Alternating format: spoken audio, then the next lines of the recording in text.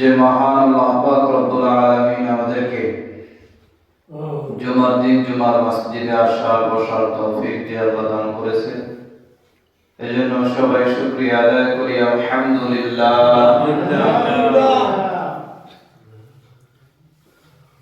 আল্লাহ পাক রব্বুল আলামিন বলেন, ইয়া আইয়ুহাল্লাযীনা আমানুস্তাঈনু বিস-সাবরি ওয়াস-সালাহ। হে ঈমানদারগণ, সাহায্য চাও আমি আল্লাহর কাছে দুইটা জিনিসের বিনিময়ে, ধৈর্য এবং নামাজ। ইবাদত কবুল হওয়ার জন্য চারটা গুণ। 1 নম্বর গুণের নাম হলো ইলম, 2 নম্বরে ধৈর্য। ইবাদতের বেলায় ধৈর্য, মুসিবতের বেলায় ধৈর্য। মুসিবত মানুষের জীবনে আসবেই, এটা পরীক্ষা। আল্লাহ পাক রব্বুল আলামিন মানুষকে পরীক্ষা করবেন। বলে আল্লাহ যাকে বেশি মহব্বত করে তাকে বেশি মুসিবত দিয়ে পরীক্ষা করে। যাকে বেশি মহব্বত করে তাকে কি করে? বেশি মুসিবত দেয়। এই পৃথিবীর ভিতরে সবচাইতে আল্লাহর কাছে প্রিয় বান্দা হলো নবীগণ। কারা প্রিয়? কারা? নবীরা। তাই তাদের মুসিবত ছিল বেশি। তাদেরকে আল্লাহ তাআলা যে মুসিবত দিয়েছেন, আমাদেরকে সেরকম মুসিবত দেয় নাই, দেবেও না। কি দিয়েছেন সেরকম মুসিবত? দিলেও আমরা টিকবো না। আল্লাহর কাছে যে যত প্রিয়, তার পরীক্ষাও তত কঠিন। নবীজি বলেছেন, দুনিয়া সিজনুল মুমিন ওয়া জান্নাতুল কাফির। দুনিয়াটা মুমিনের জন্য হইল জেলখানা, আর কাফের বেঈমানদের জন্য বালাখানা। দেখা যায় অনেক সময় অনেক কাফের বেঈমানরা অনেক ভালো আছে, টাকা পয়সা অনেক, ক্ষমতা অনেক, বড় বড় বাড়ির মালিক, গাড়ির মালিক, খুব সুখে শান্তিতে আছে। কিরকম কাফের আছে না নাই? তারা তো আল্লাহর ইবাদত করে নাই, ঈমান আনে নাই, তারা এত শান্তি ভোগ করতেছে। আল্লাহ বলে যে এদেরকে দেখিয়ে তুমি আফসোস করো না, যে এরা কত শান্তিতে আছে, কত সুখে আছে। কারণ এদের সুখ তো দুনিয়ায় শেষ, আখিরাতের জিন্দেগিতে এরা কোনো সুখ পাবেনি। এরা দুনিয়াতে শান্তি পায় কি জন্য? বলে তারাও কিছু ভালো কাজ করে। তারাও কি করে? ভালো কাজ করে। যেহেতু তাদের ঈমান নাই, ঈমান না থাকলে আমলের কোনো দাম আছে নি? সবাই বলেন আছে? ঈমান না থাকলে নামাজের কোনো দাম নাই। ঈমান না থাকলে যতই ইবাদত করি, সেই ইবাদতের কোনো বেনিফিট, কোনো মূল্য নাই। তো কাফের বেঈমানরা কিছু কিছু ভালো কাজ করে, এই ভালো কাজের বিনিময় এই দুনিয়াতেই আল্লাহ দিয়ে দেয়। আখিরাতে তাদের জন্য কোনো বিনিময় থাকবে না।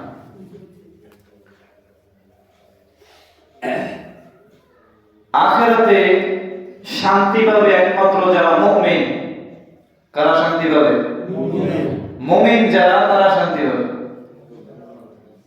একবার যে বলছে লা ইলাহা ইল্লাল্লাহ মুহাম্মাদুর রাসূলুল্লাহ সাল্লাল্লাহু আলাইহি ওয়াসাল্লাম, যে একবার কালেমা পাঠ করছে, বিশ্বাস করছে যে আল্লাহ তাআলা ব্যতীত আর কোনো মাবুদ নাই, জনাবে মুহাম্মদুর রাসূলুল্লাহ সাল্লাল্লাহু আলাইহি ওয়াসাল্লাম আল্লাহ পাকের বান্দা রাসূল, সে একদিন না একদিন জান্নাতে যাবেই যাবে। একদিন না একদিন কি জান্নাতে যাবে। তবে যেই গুনাহ করছে দুনিয়ায়, এই গুনার সাজা ভোগ করিয়া তারপরে জান্নাতে যাবে। গুনার সাজা ভোগ করা লাগবে কি লাগবে না? এক জাররা পরিমাণ নেক আমল যদি কেউ করে, জাররা পরিমাণ নেক আমলের মূল্য প্রতিদান সেখানে গিয়ে সে পাবে। জাররা পরিমাণ গুনাহ যদি কেউ করে, সেই গুনার যে শাস্তি আছে সেটাও সেখানে গিয়ে ভোগ করতেই হবে। কি ভোগ করা লাগবে কি লাগবে না? ঈমান না থাকলে আমলের কোনো মূল্য নাই। তো নবীজি বলছেন যে দুনিয়া হলো মুমিনের জন্য জেলখানা, কাফের বেঈমানদের জন্য বালাখানা। গত জুমায় বলছিলাম যে দুনিয়ায় শান্তিও আছে আবার কষ্টও আছে। দুনিয়ায় শান্তিও আছে, কষ্টও আছে, এটাই দুনিয়া। তবে মানুষের তাকদীরে যা লেখা আছে সেই অনুযায়ী সব ঘটবে, সেই অনুযায়ী হইতেছে, সেই অনুযায়ী হবে। তাকদীর মানে আমরা জানি যে ভাগ্য। কি বলি?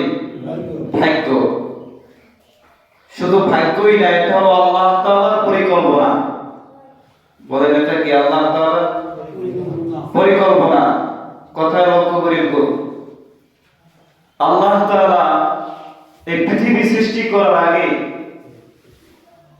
কলম সৃষ্টি করছেন, লৌহ সৃষ্টি করছেন। সেখানে আল্লাহ তাআলা মানুষের জীবনে কি ঘটবে, কি ঘটছে, কি ঘটে গেছে সবকিছু আল্লাহ লিপিবদ্ধ করে রাখছেন সেখানে। সুবহানাল্লাহ। যখন আমি আমার মায়ের গর্ভের ভিতরে ছিলাম, আমার চেহারা কেমন হবে কেউ জানতো না। হ্যাঁ, আমি দুনিয়ায় আসার পরে ইমাম হব নাকি মুসল্লি হব নাকি রিস্কাওয়ালা হব নাকি ভ্যানওয়ালা হব নাকি লেবার হব নাকি বড় অফিসার হব সেটা কি কেউ জানতো না? কেউ না জানলেও জানতো কে? আওয়াজ দিয়ে বলেন কে? আল্লাহ সব জানতো যে আমার জীবনে কি ঘটবে, আমার একটা সেকেন্ড কিভাবে যাবে সবকিছু কে জানে? আল্লাহ। সব আল্লাহ লিপিবদ্ধ করে রাখছেন, যেভাবে লিখছেন সেভাবেই ঘটবে, এর বিপরীত হবে না। আমার রিজিক কোথায় আছে সেটা কে জানে? আল্লাহ। ওটা আল্লাহ ঠিক করে রাখছে যে 14 বারই খাবি, কথা আছে, ওটা আল্লাহ লিপিবদ্ধ করা। আমি চেষ্টা করলে কোনোভাবে সম্ভব না, বান্দা যতই চেষ্টা করুক সম্ভব না, কিন্তু আল্লাহ চাইলে সব সম্ভব। আল্লাহ চাইলে কি সব সম্ভব। মানুষের জীবনে বিপদ আসবে, তবে মানুষ যদি এটা বিশ্বাস করে যে আমার তাকদীরে যা লেখা আছে সেটাই হইতেছে, আল্লাহর ইচ্ছা যা তাই হইতেছে, তাহলে মানুষ কষ্ট পাওয়ার কথা না। তাহলে মানুষ কষ্ট পাওয়ার কি কথা না। মানুষের জীবনে এমন এমন সময় আসবে যে মানুষের কষ্ট হবে, মানুষের বিপদ আসবে যেটা মানুষ সহ্য করতে পারে না। কিরকম বিপদ হয় কি হয় না? এরকম বিপদ আল্লাহ দিবেন। তবে সেই সময় আল্লাহ তাআলা মানুষকে কান্না করার একটা অনুমতি আছে। মনের ভিতরে কষ্ট লাগলে আমরা কান্না করি কি করি না? ব্যথা লাগলে কান্না করি কি করি না? করি। আল্লাহ বলতে পারতেন যে এটা আমি আল্লাহর নিজাম, এভাবেই হবে, তোমার বিপদ হওয়ার কথা ছিল তাই হয়েছে, তুমি কান্না করতে পারবে না। আল্লাহ বলতে পারতেন, কিন্তু আল্লাহ জানে যে বান্দা দুর্বল। বান্দা কি দুর্বল, কষ্ট হইলে অবশ্যই কান্না করবে। আল্লাহ বলছে কান্না করো, কোনো সমস্যা নাই। মানুষ অসুস্থ হয়ে গেছে, ব্যথাও পাইতেছে, কান্নাও করতেছে, কিন্তু মনের ভিতরে একটা তৃপ্তি আছে, একটা আশা আছে যে আল্লাহ আমাকে অসুস্থ করছে, একদিন না একদিন আল্লাহ চাইলে আবার আমাকে সুস্থ করিয়ে দিবেন। এটার নামই হলো তাকদীর, এটাই হলো আল্লাহর প্রতি বিশ্বাস। এটাই কি আল্লাহর প্রতি বিশ্বাস। পরে সন্তান অসুস্থ হয়ে গেছে, বাবা আহত হয়ে গেছে, কিন্তু মনের ভিতরে একটা আশা আছে যে আল্লাহ আবার সুস্থ করে দেবে। কে আল্লাহ আবার কি করবে? সুস্থ করে দেবে। এটার নাম বিশ্বাস। কান্না করে ঠিক, কিন্তু মনের ভিতরে একটা তৃপ্তি আছে। মনের ভিতরে কি আছে? তৃপ্তি আছে। তার কারণ কি? বলে যা করার আল্লাহই করে, তাকদীরে যা লেখা আছে তাই হইতেছে, আমি বান্দা চেষ্টা করলে ওটা পাল্টানো সম্ভব না। হযরত জুনুন মিসরি রাহমাতুল্লাহি আলাইহি এক লোক জিজ্ঞেস করছিলেন যে হযরত কেমন আছেন আপনি? কয়ে আমার আর কি জিজ্ঞেস করো, আমি তো এমন এক ব্যক্তি যে আমার মন মতোই সব হইতেছে। সুবহানাল্লাহ। কি কইতেছে যে আমার মন মতোই দুনিয়ায় যা হয় সব আমার মন মতো হয়। সুবহানাল্লাহ। তো আল্লাহর বান্দা জিজ্ঞেস করে এটা আবার কেমন কথা? এমন কথা তো কোনোদিন শুনি নাই যে মানুষের মন মতোই সব হয়। কারণ নবীদের বেলায় এমন হয় নাই যে নবীরা যা চাইছে তাই হইছে, বরং না না আল্লাহ যা চাইছে তাই হইছে। তো হুজুর আপনার বেলায় কেমনে সম্ভব? বলে তার কারণ হইল আমার ইচ্ছার কাছে আমি আমার মাওলার ইচ্ছাকে বেশি প্রাধান্য দিয়েছি। কারণ আমি বান্দার কোনো ইচ্ছা নাই, যত ইচ্ছা সব হলো আমার মাওলা। আল্লাহর যা ইচ্ছা আমারও তাই ইচ্ছা, এজন্য আল্লাহ যা করে সব আমার মন মতোই হয়। বিপদ আসলো আলহামদুলিল্লাহ, সুখে থাকলো আলহামদুলিল্লাহ, দুঃখে থাকলো আলহামদুলিল্লাহ। নবীজিকে আল্লাহ তাআলা বলেছিলেন যে আপনি বলে উহুদ পাহাড়কে স্বর্ণে পরিণত করিয়ে দেই, আপনার ধন সম্পদের অভাব হবে না, টাকার অভাব হবে না, খাবারের অভাব হবে না। নবীজি বলছে না না, আমি সেই ধন সম্পদ চাই না, আমি তো চাই এরকম যে এক বেলা খাবো তো আল্লাহর শুকর আদায় করব, আর এক বেলা না খেয়ে থাকবো তো ধৈর্য ধারণ করব। এটাই তো জীবন।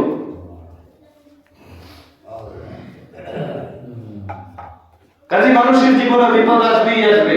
আল্লাহ পাক রব্বুল আলামিন বলেন ওয়ালানাবলুওয়ান্নাকুম বিশাইইন মিনাল খাউফি ওয়াল জু'i ওয়া নাকসিম মিনাল আমওয়ালি ওয়াল আনফুসি ওয়াস সামারাত।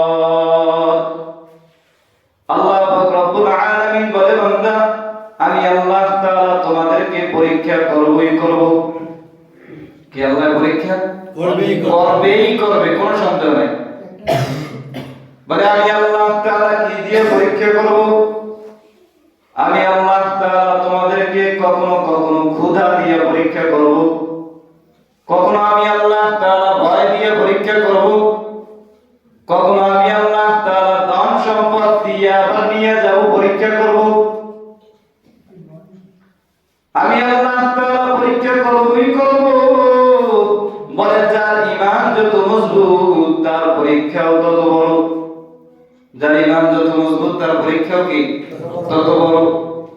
বলে নবীদেরকে আল্লাহ তাআলা যে পরীক্ষা করছে, সাধারণ কোন মানুষকে আল্লাহ সেই পরীক্ষা করবেন না, করলেও আমরা টিকবো না। সাহাবায়ে কেরামকে আল্লাহ তাআলা যেমন পরীক্ষা করেছে, আমাদেরকে তেমন পরীক্ষা করবেন না, করলেও আমরা টিকবো না। বড় বড় আউলিয়ায়ে কেরামদেরকে আল্লাহ তাআলা যেমন পরীক্ষা করেছে, আমাদেরকে তেমন পরীক্ষা করেন নাই, করবেন না, করলেও টিকবো না। যার ঈমান যত বড় তার পরীক্ষাও তত বড়। তবে মানুষের জীবনে পরীক্ষা আসবেই আসবে। বলে বান্দা কি দিয়ে পরীক্ষা করব? বলে আমি আল্লাহ তাআলা সম্পদ দিয়ে আবার নিয়ে যাব। এই দেখা যায় অনেক সম্পদের মালিক হয়ে গেছে, হঠাৎ করে দেখবে আবার কিছুই নেই। কিরকম হয় কি হয় না? আল্লাহ পরীক্ষা করবে। পরীক্ষা বড় মারাত্মক এক জিনিস। বলে এই পরীক্ষায় যদি পাস করতে চাও তাহলে একটা পুঁজি লাগবে। বলেন কি লাগবে? একটা পুঁজি লাগবে। বলে সেই পুঁজি কি? সেই পুঁজির নাম হলো ধৈর্য। সেই পুঁজির নাম কি? ধৈর্য ধরতে পারলে তুমি পরীক্ষায় পাস হইতে পারবা। সুবহানাল্লাহ। সাধু তো সহজ হইবে না। ধৈর্য তো আমাদের ভিতরে নাই। ধৈর্য দেওয়া যায় ইমাম সাহেবকে একটু লম্বা হইলে ধৈর্য বেরিয়ে যায়। ওদিকে দাম কাটা আছে, হুজুরের এত বড় কিরাতের কি দরকার আছে? কি দরকার এত বড় কিরাত পড়া? অথচ এই কোরআন পড়লেও যেমন সওয়াব, খেয়াল দিয়া মনোযোগ সহকারে শুনলেও সওয়াব। সুবহানাল্লাহ। সবাই বলেন না সুবহানাল্লাহ। বলে কোরআনের একটা হরফ যদি কেউ পড়ে তাহলে আল্লাহ তাআলা সঙ্গে সঙ্গে তার আমলনামায় 10টা নেকি লিখিয়ে দেয়। সুবহানাল্লাহ।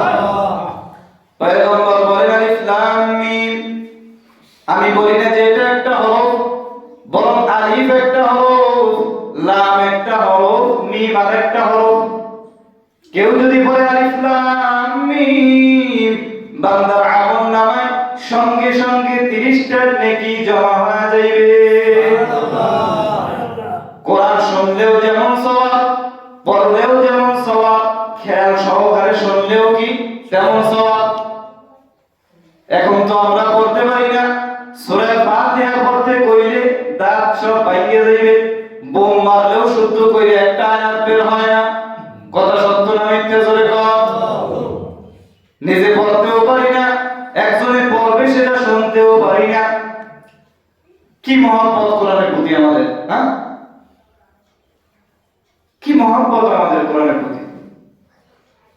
অথচ উচিত ছিল এটা যে পারে তার কাছে যাওয়া, যে ভাই বাবা বন্ধু একটু একটা পৃষ্ঠা তেলাওয়াত করেন, এই সূরাটা একটু পড়েন, আমি একটু খেয়াল দিয়ে শুনি, আমার একটু নেকি হইল, কোরআনের ভিতরে কি আছে, রহমত আছে, বরকত আছে, আমি একটু শুনি খেয়াল দিয়া।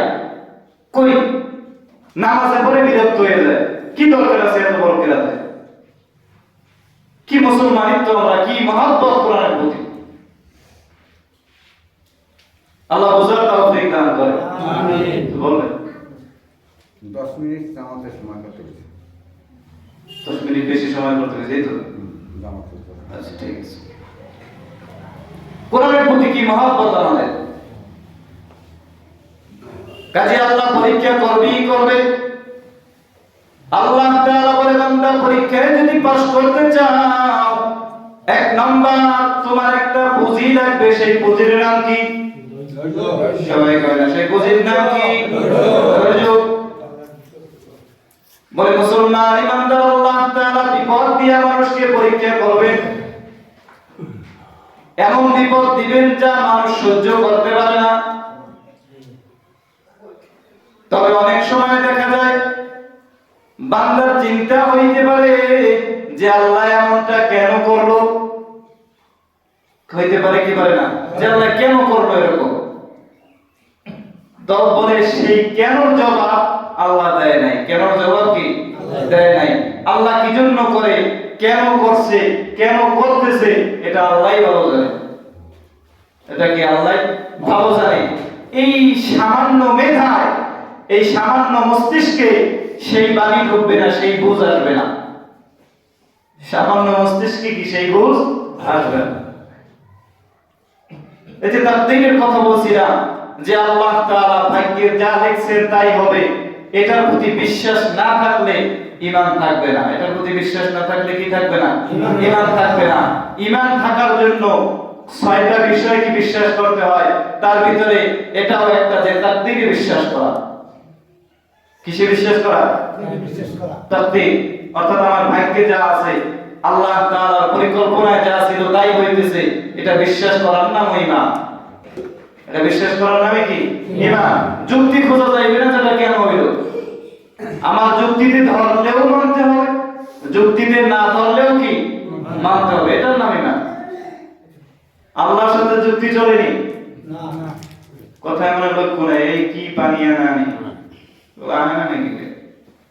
আল্লাহর সাথে কি যুক্তি চলবে না। আল্লাহ অনেক সময় অনেক কিছু করেন যেটা মানুষের চিন্তায় ধরে না। আল্লাহ তাআলা হযরত মূসা আলাইহিস সালামকে ফেরাউনের ঘরে লালন পালন করাইছে কি করে নাই? ফেরাউন যখন বলছে যে যদি কোনো সন্তান জন্ম হয়, ছেলে সন্তান জন্ম হয়, তাহলে কতল করো, হত্যা করো। জন্ম হওয়ার সঙ্গে সঙ্গে, জন্ম হওয়ার আগে যদি খবর পাও, মায়ের হত্যা করে দাও, জারি ফরমান জারি করছে। তখন আল্লাহ তাআলা মূসা আলাইহিস সালাতু ওয়াস সালামকে দুনিয়ায় পাঠাইছেন। আল্লাহর কি কুদরত, যেই মূসা হলো ফেরাউনের শত্রু, সেই মূসাকে আল্লাহ তাআলা ফেরাউনের ঘরে লালন পালন করাইছে কি করে নাই? করাইছে। অপরদিকে আরেক সন্তান জন্ম হয়েছিল, তার মা তাকে পাহাড়ের গুহায় রেখে আসছে। সেখানে জিবরাইল আলাইহিস সালাতু ওয়াস সালামকে আল্লাহ তাআলা পাঠাইছেন। জিবরাইল গিয়া সেই সন্তানকে লালন পালন করছে। সুবহানাল্লাহ। জিবরাইল আলাইহিস সালাতু ওয়াস সালাম যে সন্তানকে লালন পালন করছে, সেই সন্তান বড় হইয়া কাফের হইছে। কি হইছে? কাফের। অথচ ফেরাউনের ঘরে যে সন্তান লালন পালন হইছে, সেই সন্তান জমানার নবী হইছে। সুবহানাল্লাহ। কার কুদরত? আল্লাহ। আল্লাহ ছাড়া কেউ বোঝে না ভাই। একটা ঘটনা আছে, বলে সত্য না মিথ্যা সেটা জানি না, তবে শিক্ষামূলক একটা ঘটনা। আল্লাহ তাআলা মালাকুল মউত আজরাইল আলাইহিস সালাতু ওয়াস সালামকে একদিন জিজ্ঞেস করলেন যে আজরাইল, তোমাকে তো আমি আল্লাহ তাআলা জান কবজ করার জন্য বানাইছি, বলো তোমার কি কোনোদিন করুণা হয়েছিল, কোনো মায়া হয়েছিল কোনোদিন? বলে হ্যাঁ, আমার দুইটা সময় বড় করুণা হয়েছে, মায়া হয়েছে। কয় সময় ধরে কর? দুইটা সময়। বলে কোন কোন সময় তোমার করুণা হয়েছে, মায়া হয়েছে? বলে আল্লাহ, এক সময় বড় ঝড় আসছে, ঝড়ের ভিতরে একটা জাহাজটা ঝড়ের কারণে সাগরের ভিতরে ডুবে গেছে, বহুত মানুষ সেখানে মারা গেছে। কিছু মানুষ একটা কাঠ পাইছে, ওই কাঠের উপরে চড়িয়া চড়তে চড়তে তারা নদীর কিনারায় চলে গেছে।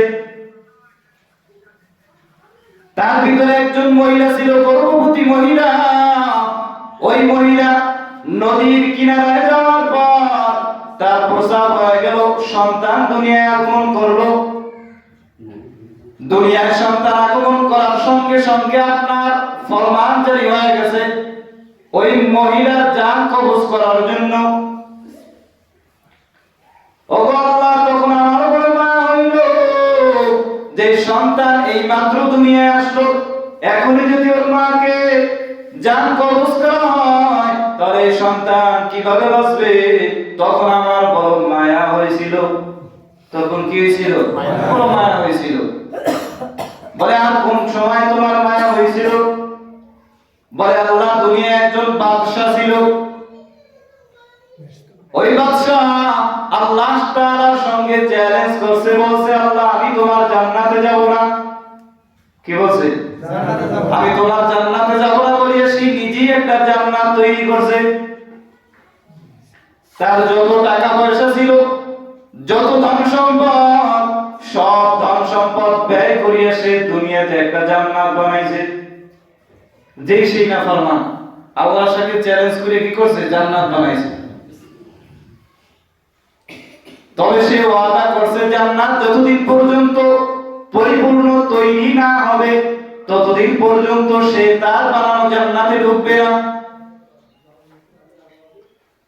বলে ওই বান্দা জান্নাত তৈরি করার পর যখন জান্নাতে যাওয়ার জন্য রওনা, তখন পিছন থেকে একটা ভিক্ষুক ডাক দিয়ে বলে, কোথায় যাও? বলে যাইতেছি আমার বানানো জান্নাতে ঢোকার জন্য। বলে যাও, তবে তোমার সঙ্গে আমার একটু কথা আছে। সাদ্দার পিছনের দিকে তাকাইয়া, লোকটার চেহারার দিকে তাকাইয়া ডাক দিয়া বলতেছে, তোমার সঙ্গে কথা বলার সময় আমার নাই। তিনি আবার তার নিজের বাহন করিয়া তার বানানো জান্নাতের দিকে রওনা।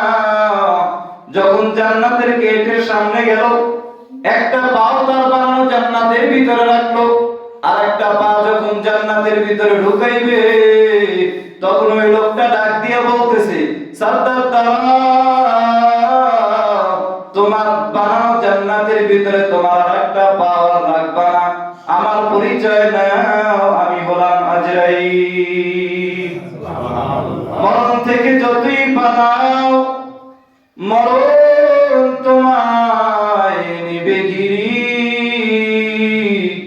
যদিও সুদূর আকাশ পানে নৌকাও সেথায় লাগিয়ে সিঁড়ি, নদী পথে নৌকা চালাও ও মাঝি ভাই, বেলা ডোবার আগে আমিও পার উঠতে চাই, ডুবে গেলে বেলারে আর উঠে না, ভেঙ্গে গেলে মেলারে আরো জমে না। ওই বাদশা ডাক দিয়ে বলতেছে, আজরাইল তুমি কেন আসলা? বলে আসলাম আল্লাহর হুকুমে তোমার জান কবজ করার জন্য। বলে ভাই আজরাইল, আমি আমার জীবনের সব ধন সম্পদ ব্যয় করিয়া, এত কষ্ট করিয়া, এত সাধনা করিয়া, এত সুন্দর করিয়া জান্নাত বানাইলাম। ও ভাই আজরাইল, এই জান্নাতটাকে একটু দেখার সুযোগ আমার হবে না?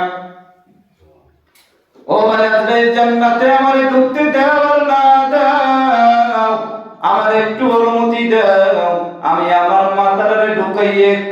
ডানে বামে তাকায় দেখি কেমন জান্নাত আমি বানাইলাম। আজরাইল বলতেছে ও আল্লাহ, তখন আমার বড় মায়া হইছে যে এই বান্দাটা এত কষ্ট করিয়া নিজের জীবনের সব ধন সম্পদ ব্যয় করিয়া এত সময় করিয়া জান্নাত বানানোর পর তার জান্নাতটা একটু দেখার সুযোগ তারে দেওয়া হয় নাই। সেই সময় আমার বড় করুণা হয়েছে। তো আল্লাহ তাআলা বলে, ও আজরাইল, তুমি তো একই বান্দার জন্য দুই সময় তোমার করুণা হয়েছে। একই বান্দার জন্য দুই সময় করুণা হয়েছে। ও আজরাইল, ওই যে কাঠের ভিতরে ভাসতে ভাসতে মহিলা দুনিয়ায় ওই নদীর কিনারায় আসলো, তারপরে যে বাচ্চাটা দুনিয়া আগমন করলো, আগমন করার পর তার মাকে তুমি জান কবজ করলা, ওই বাচ্চাই হইল এই বাদশা। হ্যাঁ, ওই বাচ্চারে আমি আল্লাহ এত নিয়ামত দিয়ে দুনিয়ার বাদশা বানায় দিলাম। ওই বাচ্চাটা বাদশা হওয়ার পর আমি আল্লাহর সঙ্গে নাফরমানি করছে, আমার জান্নাতে যাবে না। বলে আল্লাহর কুদরত বোঝার কোনো উপায় নাই। বলে আজরাইল, তুমি তো একই মানুষের জন্য দুই সময় করুণা করছো। এই বাচ্চাই হলো সেই বাদশা। এই বাচ্চারে বাদশা বানাইছে কি? আল্লাহ। জোরে বল আল্লাহ। আরো জোরে আল্লাহ। কাজে আল্লাহর কুদরত আমাদের এই সামান্য মেধায় ঢুকবে না, বোঝার কোনো উপায় নাই। কে যে কোন সময় কি হয়ে যায়, বাদশা ফকির হয়ে যায়, ফকির বাদশা হয়ে যায়, কার কুদরত? আল্লাহ। তবে তার থেকে যা লেখা আছে তাই হবে, ভাগ্যে যা আছে আল্লাহ যা লিখে রাখছেন তাই কি হবে। এটা পরিবর্তন করার শক্তি আমারও নাই, দুনিয়ার কোন মানুষের নাই। এই শক্তি সব আল্লাহর কাছে। বান্দা শুধু চেষ্টা করতে পারে, কবুল করার মালিক কে? আল্লাহ। এখন যদি কেউ বলে যে রিজিকের মালিক শুনছি আল্লাহ, তাই কামাই বাণিজ্য করার কি দরকার আছে, ঘরে বই দেই কি চলবে নি?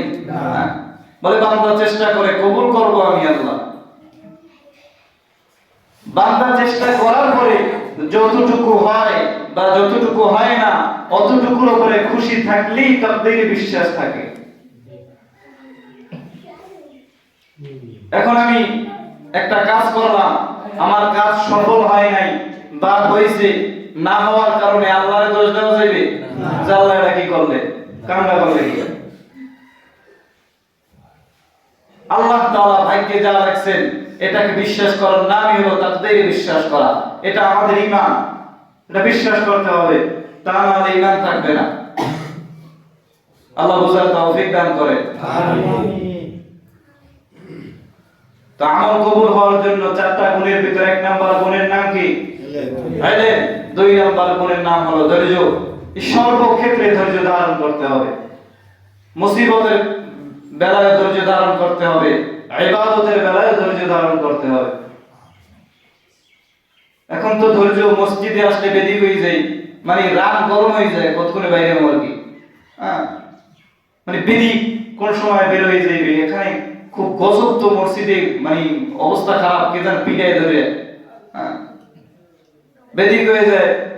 জমার সময় কোন রকম নামাজটা পড়িয়া দৌড় দিছে বাসার দিকে, বাসায় যাইতে আর একজনের জুতা রয়ে গেছে। আমি ধরা পড়লে তো কয় যে পরীক্ষা করছিলাম এমনি, না পড়লে তো নাই।